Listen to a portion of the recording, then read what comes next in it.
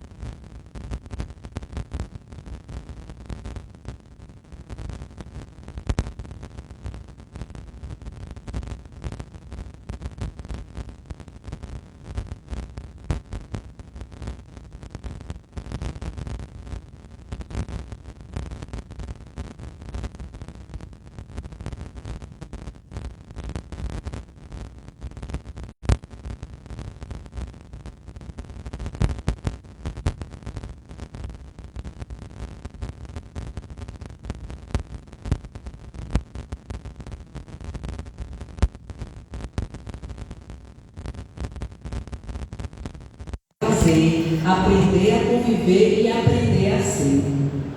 Mas aí vem, né? Qual é a finalidade?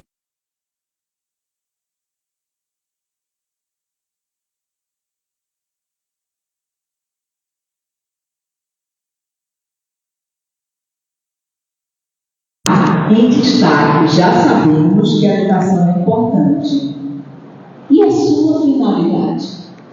A partir dos 4 pilares que foram propostos por esses educadores, nós temos sim uma mudança no processo educacional que volta ou que vai superar a questão da instrução. Contudo, qual é o objetivo dessa educação? Com finalidade, claro, trazer um cidadão para a sociedade que seja atuante, que seja crítico, né? Agora voltado para o mundo do trabalho. Porque a educação, ela vem porque existe uma necessidade de ter quem gere produções, serviços na existência. É claro que nós necessitamos, né? De ter supermercado, de ter médico, de ter quem limpe, de ter quem produza equipamentos eletrônicos. Precisamos.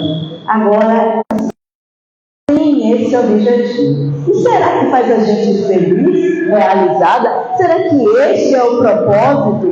Será que este harmônicos, felizes, equilibrados, né?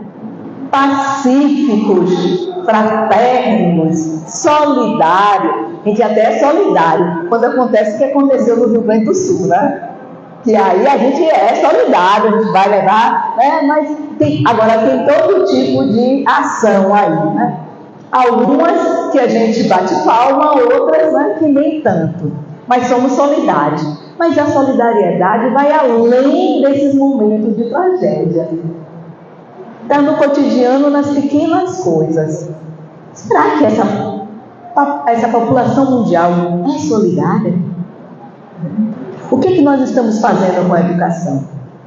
Bom, então já vimos aí que tem avanços, tem, que o processo vem se aprimorando, tem. Porque se nós pegarmos a educação de 50, de 100 anos anterior, décadas passadas, não tinha uma estrutura. Apesar de que tem críticos que dizem o seguinte: se alguém dormisse lá no início do século XX e acordasse agora no século XXI e entrasse numa escola, dizem que não ia ver, ele não iria nem um pouco ficar incomodado, porque dizem os críticos que a gente não mudou, que se mantém com estruturas que são do século passado, nem do século passado, né? Século passado foi 1900, lá de 1800, lá de 1700, assim é observado e assim é colocada e apresentada na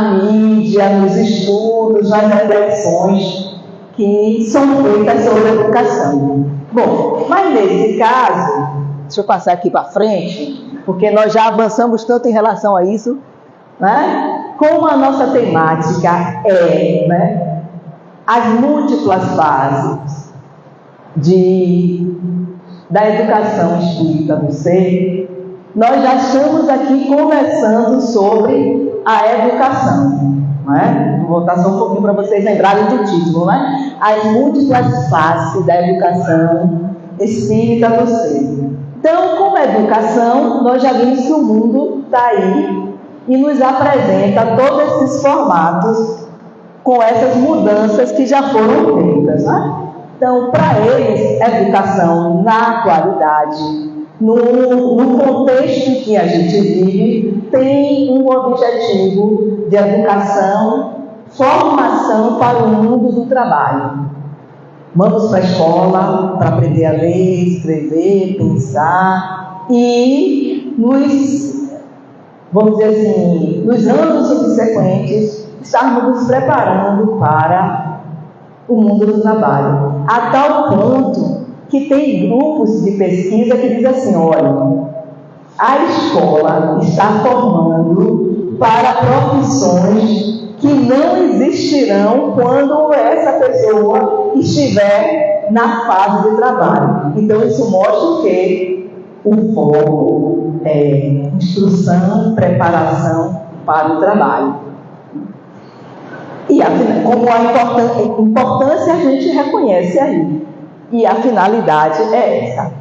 Então, nós vimos o pensamento de Paulo Freire, né? O que ele pensava sobre a educação, muito que ele gerou de mudanças na educação, porque antes a educação era muito coletivizada, onde as pessoas eram formatadas, e Paulo Freire traz a questão seguinte: não é só a instrução, precisa ir além da instrução. Aí ele diz assim: olha, não tem um único formato, é preciso conhecer o educando, ver o mundo dele, para que a gente se aproxime e possa facilitar o processo educativo. Aí isso pensa, né, Paulo Freire. No caso do que nós falamos da Unesco, né, do relatório Delors, que é aprender a conhecer, aprender a fazer, a conviver e a ser, que é um outro avanço em relação ao que é feito em educação. Mas, como bem vimos, não é o suficiente. Ainda não alcançamos condições na humanidade que gostaríamos de encontrar e de vivenciar.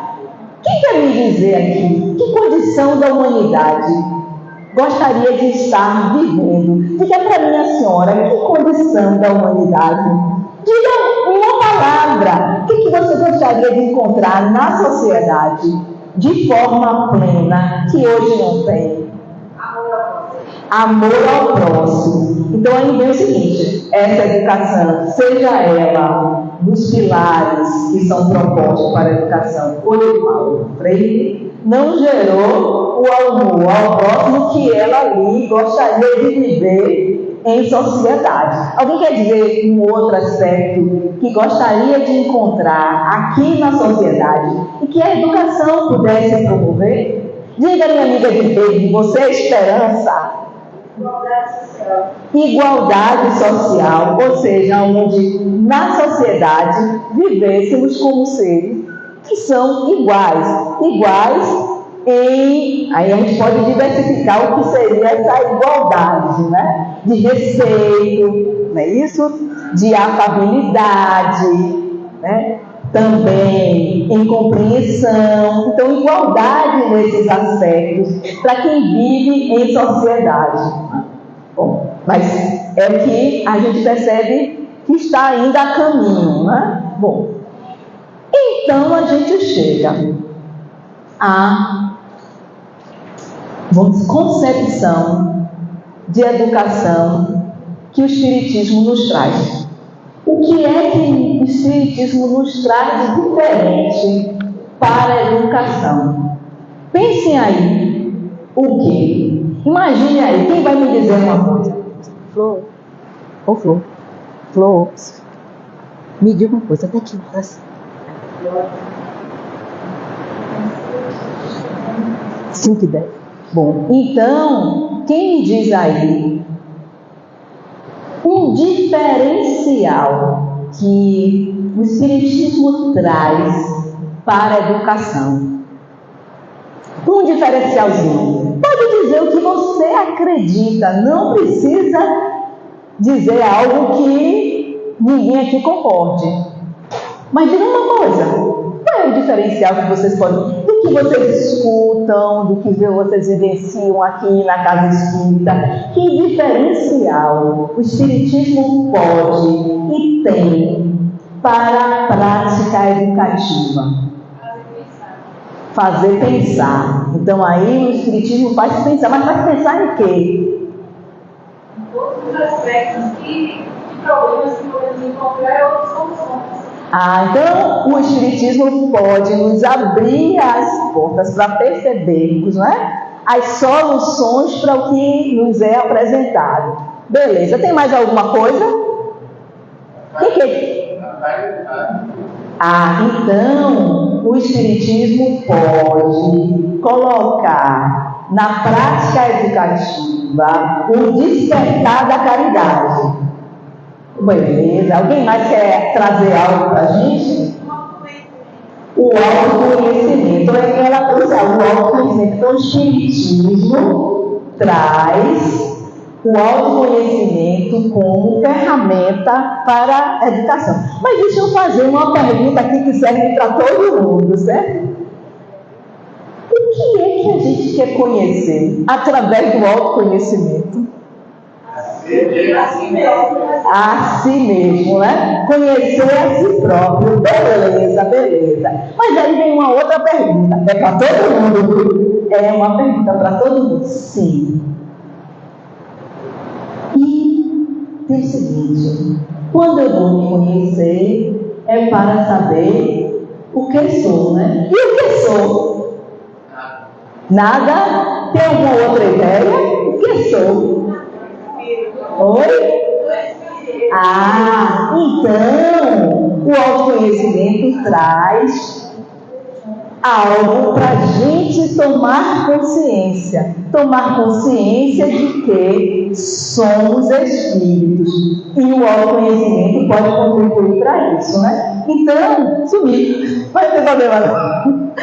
O autoconhecimento pode nos conduzir para que tenhamos a consciência do que somos. Então, somos espíritos. Mas que espíritos? Imortais. E além disso, o que foi que Jesus disse de nós como espíritos? O que Jesus disse para a gente? Para a gente espírito. Ele não falou para Melinda, para Ana, para Pedro, para João. Ele falou para o espírito. Ele falou o quê? O que foi que ele disse? Botem aí a cabeça para pensar.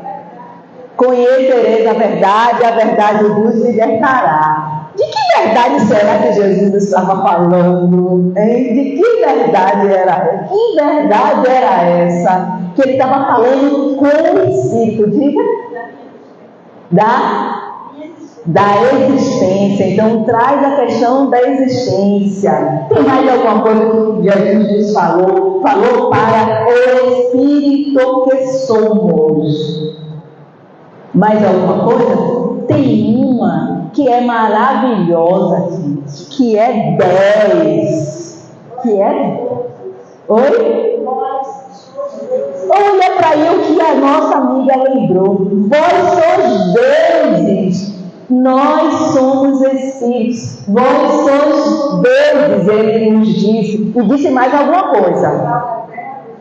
Olha, ainda somos sal da terra e luz do mundo. E disse mais. Falou para o discípulo. O que foi mais? O que foi mais que Jesus falou? Oi? Fale mais alto para eu ouvir aqui. A senhora falou? Não? Tudo bem. Alguém lembra mais de alguma coisa que Jesus falou? Olha que Jesus nos disse muitas coisas. Falou do nosso espírito. Né?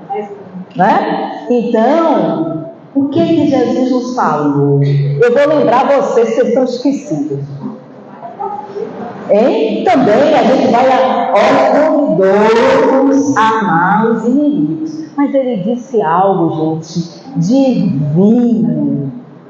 Ele nos disse, nos convidou a sermos perfeitos como o Pai Celestial. Gente, ele está dizendo para a gente qual é o nosso destino. Esse é o nosso destino.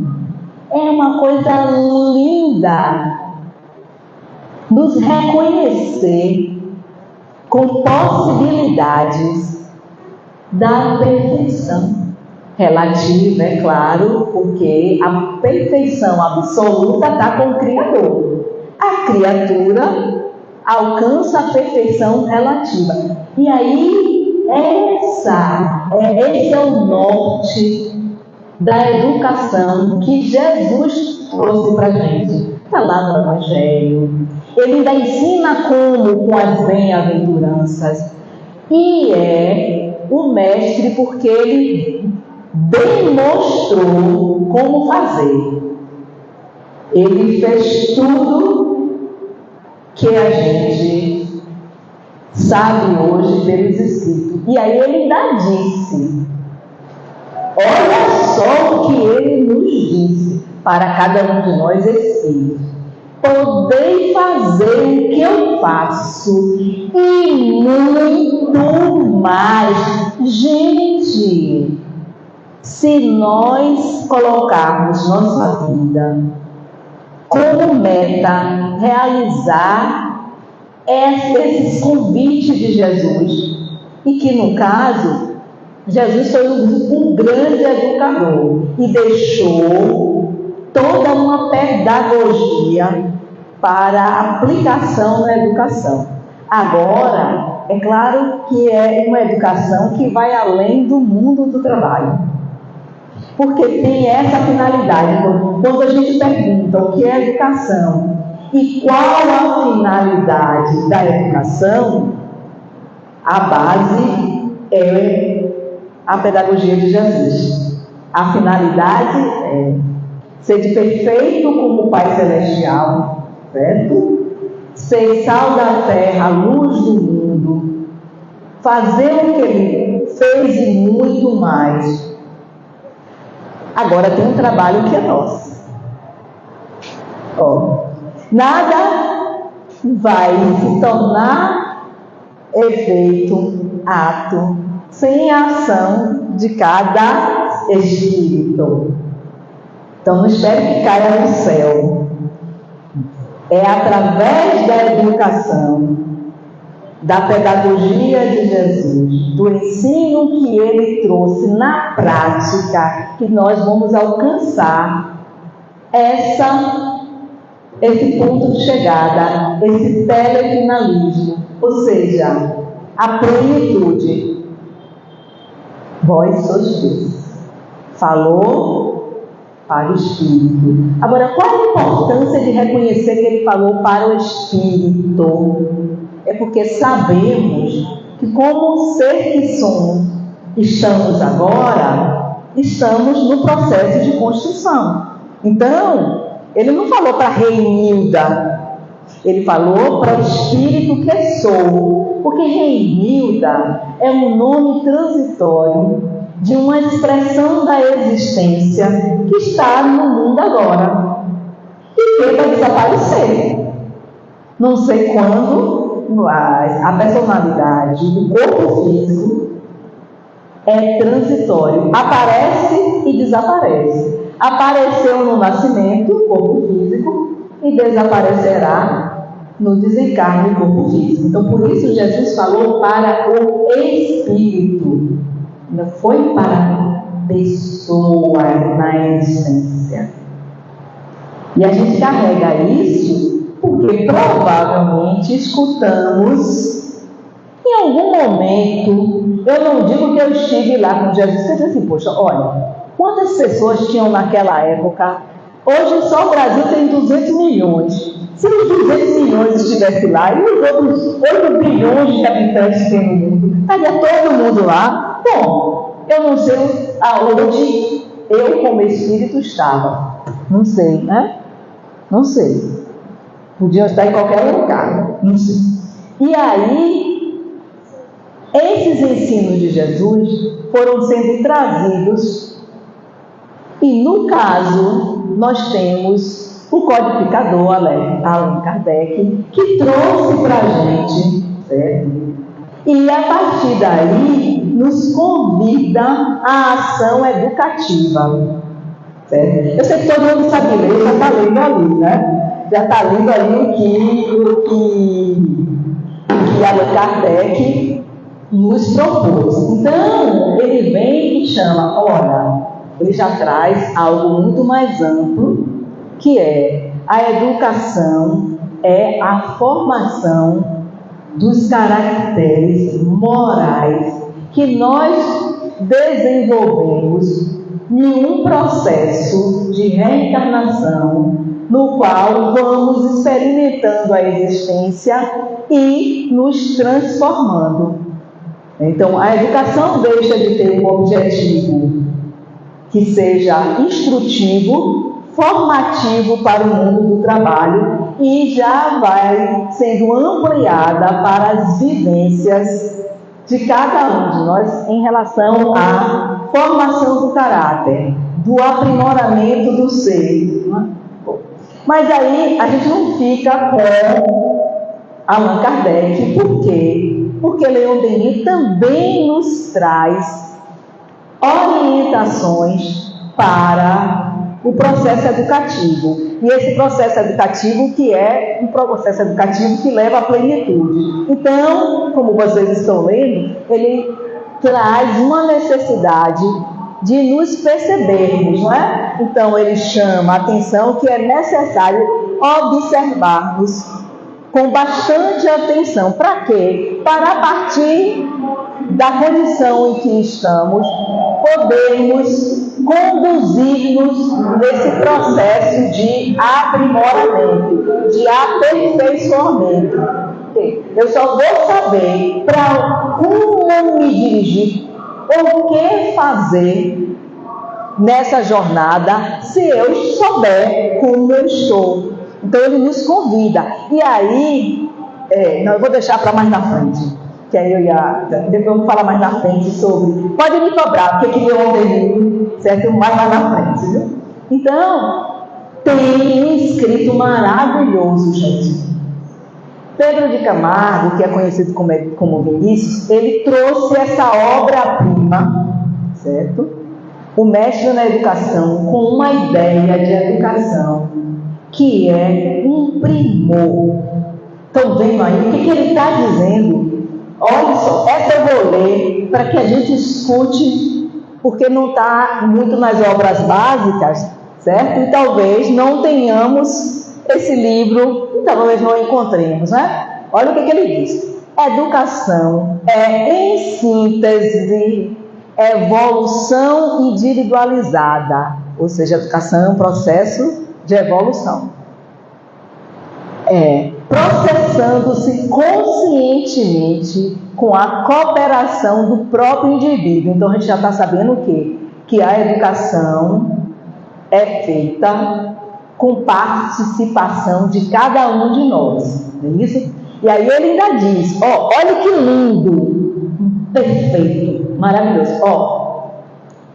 é a lei universal adequando-se ao homem com a sua aquiescência mesma, na sublime aspiração de colaborar com Deus no aperfeiçoamento pessoal. Observe que é um objetivo nosso. O nosso aperfeiçoamento, essa plenitude da perfeição, agora é com a nossa ação. Então, aí ele ainda coloca, através do que se chama autoeducação. Que esse é um processo que pode ter outros, o contexto, a vida promovendo o contexto, mas quem faz é o ser encarnado, o espírito que está na vivência daquela época. E vem Joana de Ângeles, né, que nos diz que são essas experiências coletivas, né, e nesse consciente que nós vamos vivendo as experiências e vamos nos fazendo através delas. Então vocês estão aí bem percebendo o viés e a diferença que a doutrina espírita nos traz em relação à educação. Finalidade, a importância que nós já bem sabemos, e tudo que nos é necessário e possível para a nossa jornada. A caminhada somos nós que fazemos. E aí, de forma sintética, nós vamos ter que a educação corresponde ao fenômeno evolutivo na fase humana. Porque olha só, a gente sabe que está lá no livro dos Espíritos, né, que o processo evolutivo vai do átomo ao arcanjo. Contudo, durante os reinos, o mineral, o vegetal e o animal irracional, o que gerava a evolução era o externo. Não tinha a ação da planta dizendo eu vou evoluir.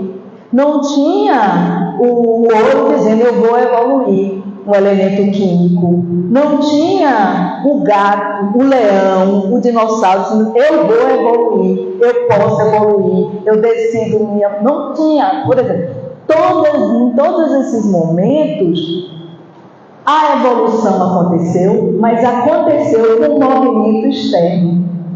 O movimento externo gerou a evolução desse espírito que foi, chegou à matéria para intelectualizá-la e fazer toda essa jornada.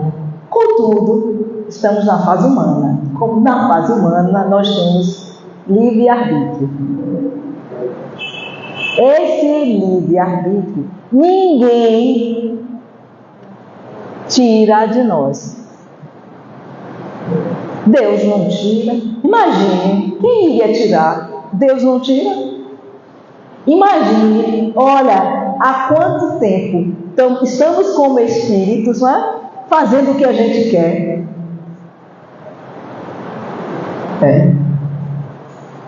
E aí, nós só temos as leis universais. As leis estão aí para todo mundo, quer queiramos ou não. Daí estão as leis e elas fazem um movimento de gerar a situação para a gente se adequar.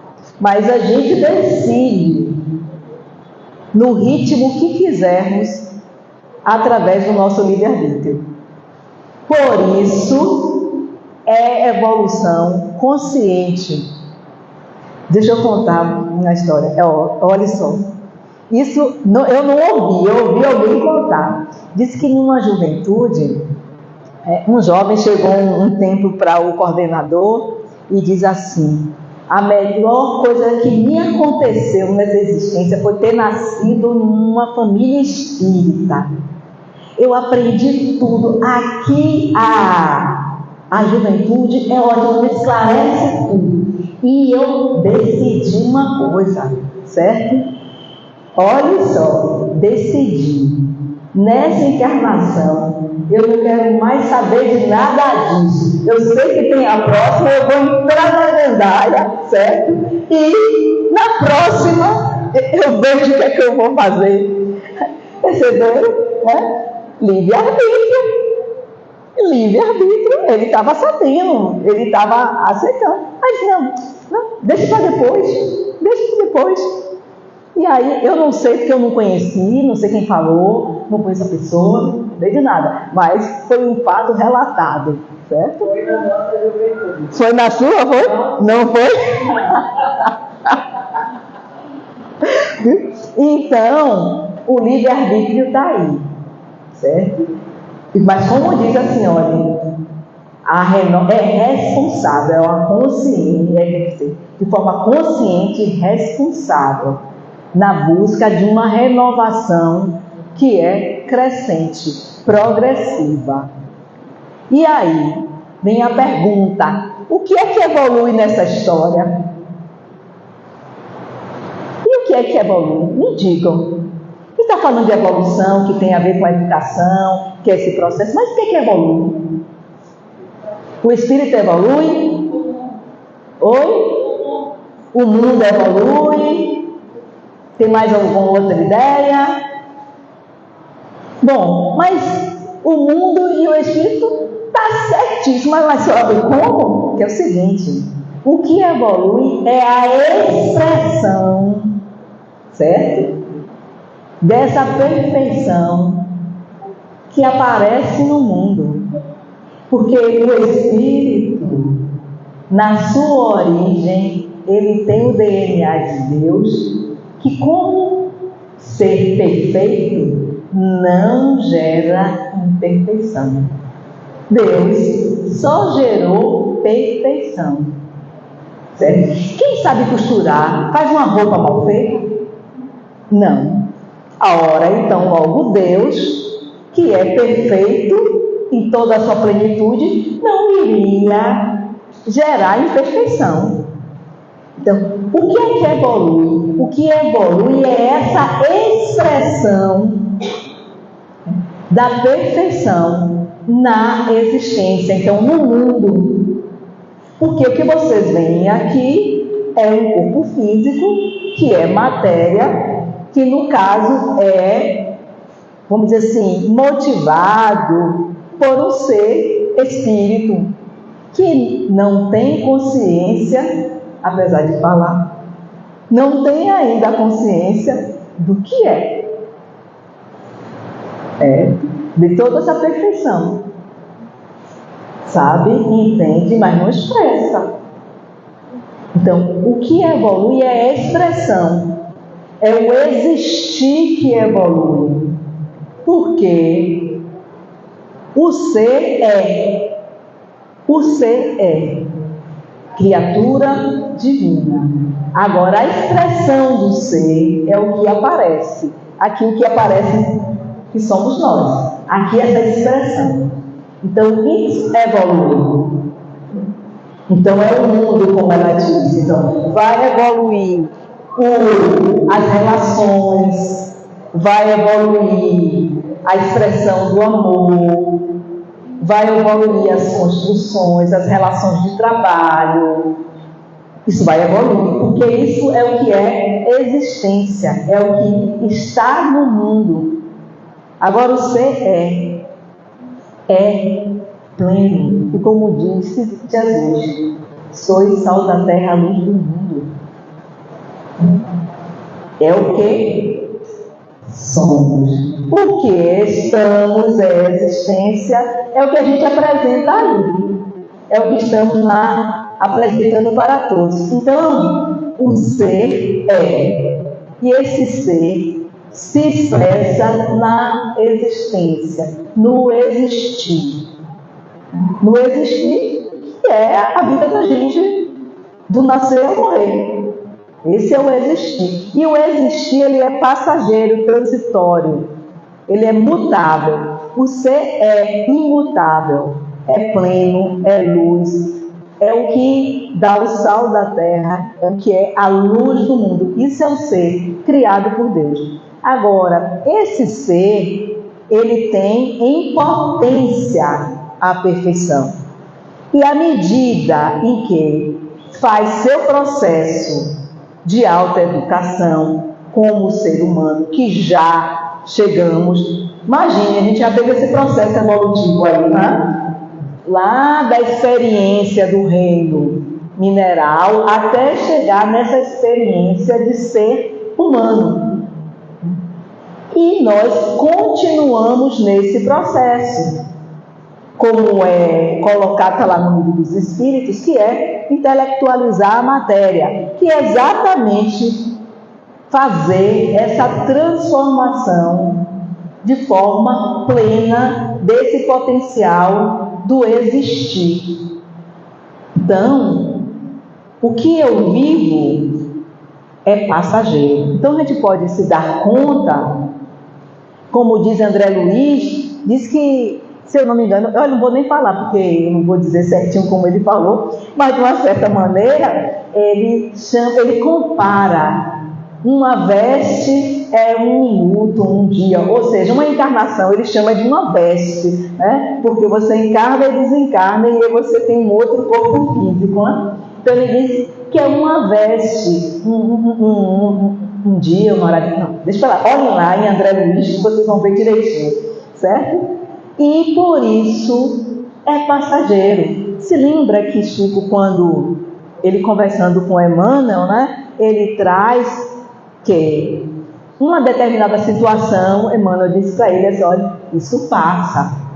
Aí vem outra situação, aí Emmanuel diz assim, isso também passa, porque é tudo passageiro.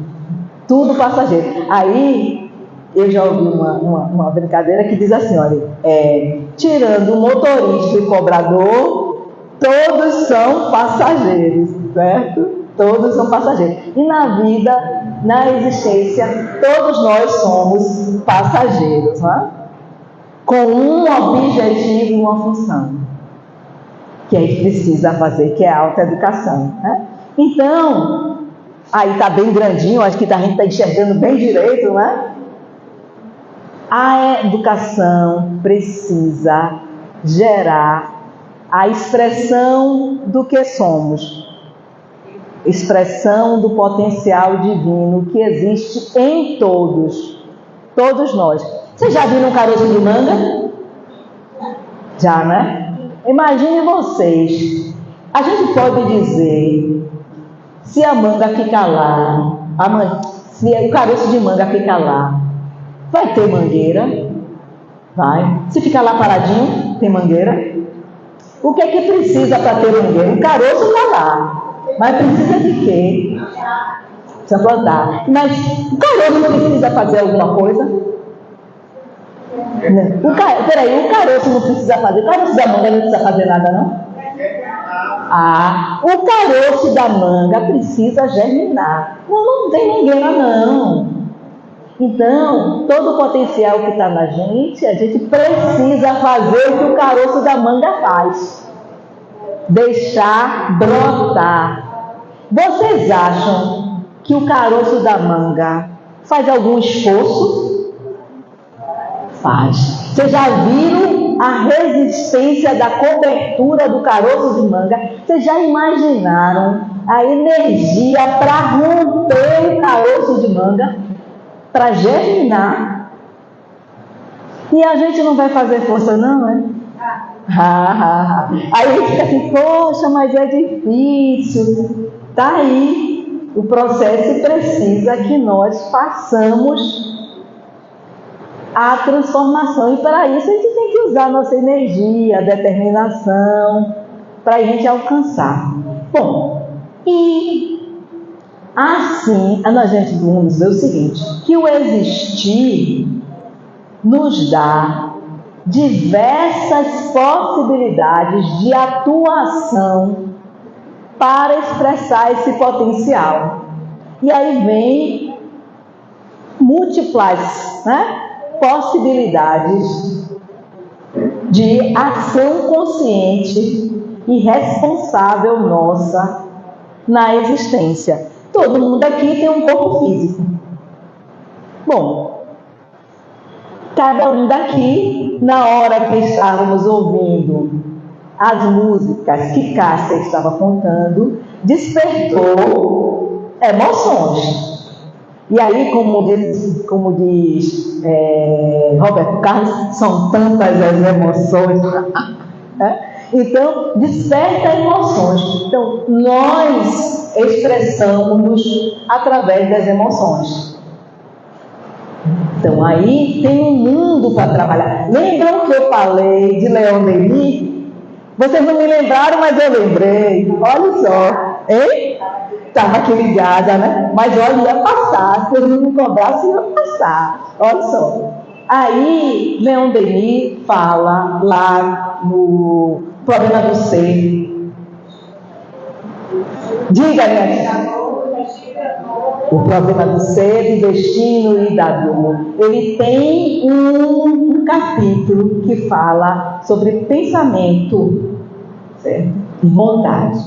E no caso, ele traz que é necessário, que é fundamental que façamos o estudo, a percepção nossa de nós, daquele parágrafo que eu trouxe, nos percebendo. E nos percebendo corporalmente, é preciso que a gente observe para que possamos fazer uma observação, para que tenhamos cuidado com o corpo e a gente vê com ele o que é realmente necessário. A gente olhar e observar-se nessa dimensão. Para quê? Para se educar. Faz parte do processo educativo. Ou seja, todo esse processo evolutivo também faz parte, também considera o corpo físico. E Leon Denis fala lá também das emoções. A gente precisa observar nossas emoções e, a partir da observação, fazermos a autoeducação com a emoção. Certo? Ou seja, nós temos algumas emoções que são básicas, que estão aí, e que durante muito tempo foi um grande estimulador da gente de cuidar do medo. O medo, se não fosse o medo, nós não chegaríamos à condição de hoje, A alegria, a tristeza, todas essas emoções. O que necessitamos agora é construção de outras, como por exemplo, o estado de plenitude, certo? O estado de amorosidade, que são construções que a gente precisa fazer. E Leon Denis também chama algo especial para a educação do mental. Então está lá. E o mental, ele disse que é importante nós nos darmos conta da nossa mente, dos nossos pensamentos. E aí ele até esclarece o para quê e o porquê. Porque através do pensamento nós geramos conexões, nós geramos reverberações no corpo físico. Por isso, a dimensão mental precisa ser foco da educação. Mas para essa busca, para que eu venha gerar pensamentos mais plenos, pensamentos amoráveis no meu cotidiano. Então, eu preciso conhecer, perceber qual é o meu grau, a minha constância de pensamento. É interessante a gente também reconhecer quando um pensamento é nosso, quando não é. Então, a educação do mental é uma outra face da educação que a doutrina espírita nos traz, além da finalidade, da importância que tem para a nossa jornada como ser destinado à perfeição está em todo o processo de atuarmos. Então aí vocês podem observar que tem diversos aspectos que fazem parte da vida e que são base, são foco, são áreas de atuação educativa de cada um de nós. E nessa mandala, né, das dimensões que nós podemos utilizar no processo educativo, a gente vê, eu vou falar assim rapidinho no pique, que temos 3 movimentos, né? Centraço, descentraço e supercentraço, né? O central é o que a nossa amiga aqui trouxe bem antes, né? O autoconhecimento. Então, eu vou me observando no mental, no emocional, nas questões valorativas, volitivas. Então, eu me percebo, né? E faço um outro movimento que é do descentrar-se, no eu com o outro, eu com a sociedade, eu no convívio, nas inter-relações. Então eu posso me educar em todas essas dimensões. Não é à toa que dizem que a família é a escola, né, para cada um de nós. Então esse daí é o descentrar-se. E o supercentrar-se é essa conexão com Deus, que também é factível de educarmos. Educarmos nesse processo de transcendência, de conexão com Deus. Então, a doutrina espírita nos traz todas essas faces, essa multidimensionalidade para a educação, a autoeducação, que tem um único objetivo: o ser, nessa sua expressão máxima de perfeição, que é a plenitude, estarmos plenos em expressão do potencial divino. Que nessa marcha foquemos, né? Esse é o objetivo, esse é o destino. Um grande abraço, obrigado.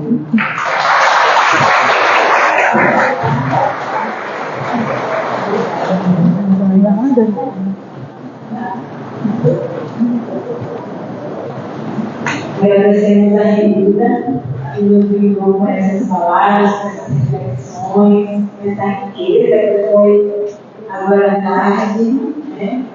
Espero que todos tenham aproveitado bastante, né? A gente aprende um pouquinho cada vez mais, né?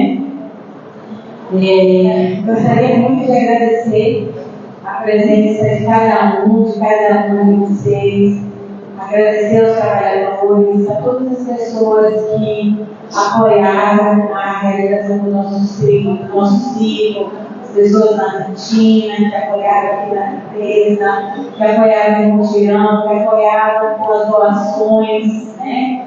Que apoiaram a nossa Casa da Comida, né? Para receber todo mundo aqui. A presença de todo mundo aqui nesse momento de encontro, de confraternização.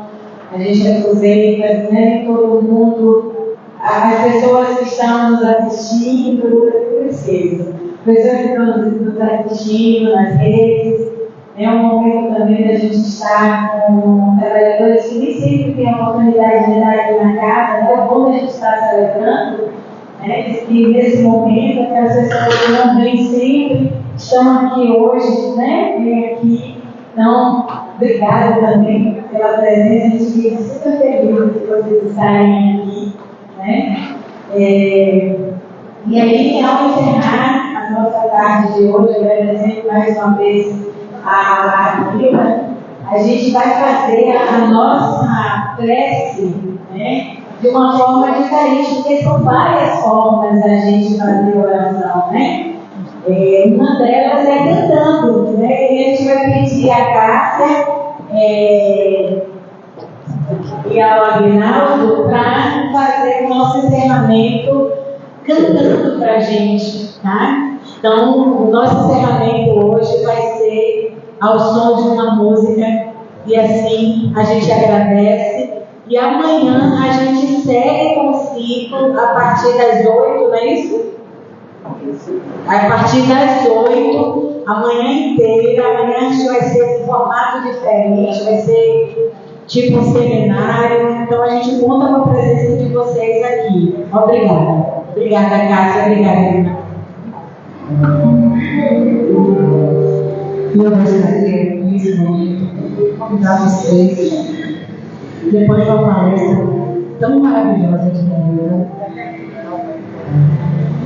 Eu tive uma hora que eu tive que dar uma olhadinha, porque os filhos, né, nesse processo educativo também, lá em casa, mãe, às vezes nos chamam a atenção. Vocês que são mães sabem como é isso, né? Eu tenho uma filha, e ela, mãe, aí quando eu não respondo, ela fica botando vários mães.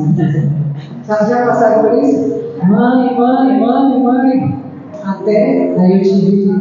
Mas nesse momento, eu gostaria de convidá-los. Fecharem os olhos e sentir a vibração que está aqui neste momento.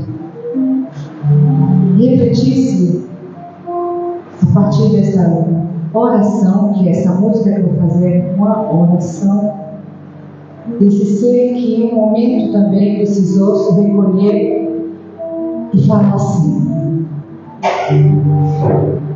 Senhor, fazer instrumento de vossa voz, onde o melhor que eu leve o amor, onde o melhor que eu leve o perdão, onde houver discórdia que eu leve a união, onde houver dúvidas que eu leve a fé, onde houver erros que eu leve a verdade, onde houver desespero que eu leve a esperança, onde houver tristezas que eu leve a alegria, onde houver trevas que eu leve a luz. Oh Mestre, fazei que eu procure mais consolar que ser consolado, compreender que ser compreendido, amar que ser amado, pois é tanto que se recebe, é perdoado que se é perdoado, e é morrendo para viver. Oh Mestre, fazei que eu procure mais consolar que ser consolado, compreender que ser compreendido, amar que ser amado, pois é dando que se recebe, é perdoado que se é perdoado, e é morrendo que se vive para a vida eterna. Paz e bem, todos.